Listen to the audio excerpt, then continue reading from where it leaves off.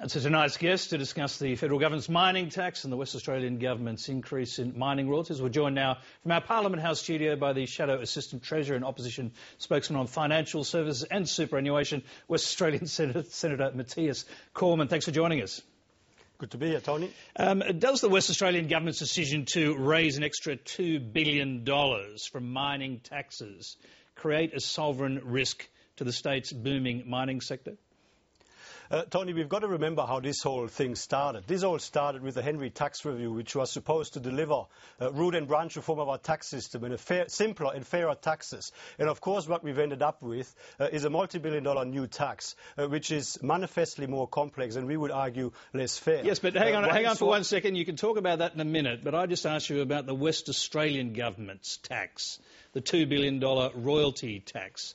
I mean, is that going to create a sovereign risk for the mining sector? I mean, you've got to look at this in context of what the government is trying to do with its mining tax at the national level. And of course, Wayne Swan made a mess of the RSPT first up by not consulting with anyone. Kevin Rudd lost his job. Wayne Swan got promoted. Then Julia Gillard comes in and they negotiated a deal, an exclusive deal in secret with the three biggest mining companies, excluding their competitors and excluding all state and territory governments from the process. And of course, as part of the deal, they promised to those three big mining companies to credit all state and territory royalties against any mining tax liability. Yes, but just take one step back. You can talk about that in a moment, but we're actually not talking about that right now. We're talking about the West Australian government's decision to impose a $2 billion mining tax, and I'm asking you if that $2 billion West Australian tax is going to pose some sort of problem for the mining industry.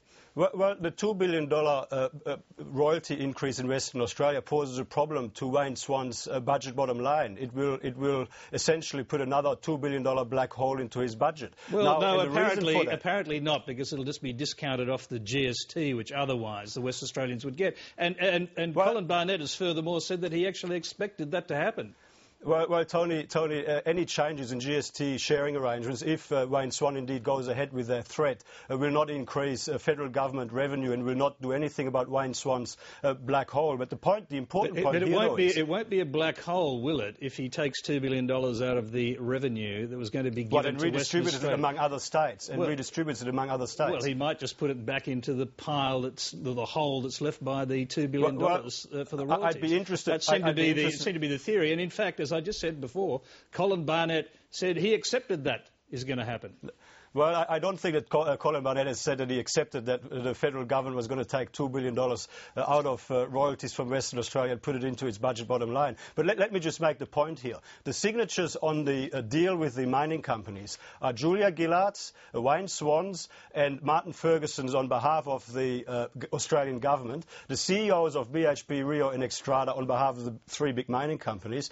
Colin Barnett's signature is not on the deal. Anna Bly's signature is not on the deal. And of course, Mike Rand's signature is not on the deal. Not a single state and territory government's signature is on the deal. And that is the fundamental problem. Wayne Swan made a promise. He committed the Commonwealth to credit all state and territory royalties against the mining tax liability without actually going through due diligence as to what would happen with the state and territory government royalties. Can I just go to the principle here? Because I thought the Liberal Party's position was pretty clear on this, that any new big tax on the mining industry in Western Australia was going to cost jobs and investment and pose a sovereign risk. Now a Liberal Premier is doing precisely that in Western Australia. Does he believe, and do you believe, it'll pose a sovereign risk, that tax? What Colin Barnett has done in Western Australia is remove a concession which applied to iron ore fines, a royalty concession, to bring the royalty rate for iron ore fines to the same level as that which applies to iron ore lumps. Yes, he's increasing the tax. He's increasing the tax, and he's going to raise $2 billion. Well, royalties, in fact, are the price that state governments charge as on the value of the resource, the non-renewable resource which is extracted by mining companies. It is the price for the value of the resource. And of course, you're not arguing, are you, that royalties are not a tax? Well, what I'm arguing is that as a result of the deal that Wayne Swan has entered into with those three mining companies, that of course those $2 billion will come straight out of Wayne Swan's budget bottom line. BHP Billiton and Rio Tinto are not too worried about this. Wayne Swan is worried about it because this is of course a black hole to his budget. Okay. All because he didn't dot his I's and he didn't cross his T's when he did the deal. All right, well, we talked about that a moment ago, so I won't go back over that again, but is the coalition still claiming that the Treasurer Wayne Swan has lied about whether he knew before the budget about West Australian plans to increase this tax? Well, the West Australian state government clearly communicated with the Treasurer about their plans to remove the concession on royalty rates for iron ore fines. I mean, there are letters, there are phone calls, there were meetings. I mean, what we're saying to Wayne Swan is that he's got to come clean. He's got to tell the truth. He's got to tell us what promises he's made, what assurances he's given, what has he been saying to the state government in Western Australia and indeed other state governments around Australia. I can see your point, but are you actually saying that there's been a secret deal between the Liberal Premier of Western Australia and the Treasurer of Australia? A secret deal? Well, no, what I'm saying is there clearly have been a lot of discussions. There's a lot of confusion. This whole thing is in a mess. Wayne Swan has made a mess of the policy and of the process. And the reason for that mess is because he didn't properly consult with state and territory governments before pressing ahead with the mining tax deal. All right, you're shifting back to your other position. We're actually talking about whether or not Wayne Swan has, as the coalition has put it, lied about knowledge of the Western Australian government's plans to reimpose or impose this new tax. Now, I've got to tell you, the Treasurer's Office has tonight released a document showing how Colin Barnett said publicly on 8 separate occasions that he wasn't going to increase this tax. That's 8 separate occasions in eight months, the last one as late as the 23rd of February this year, when he told 6PR, your radio station, I think, we don't have any plans to increase royalties in Western Australia. Well, I mean, I guess Wayne Swan should tell us what was discussed in the meeting he had with the Premier on the 19th of April 2010.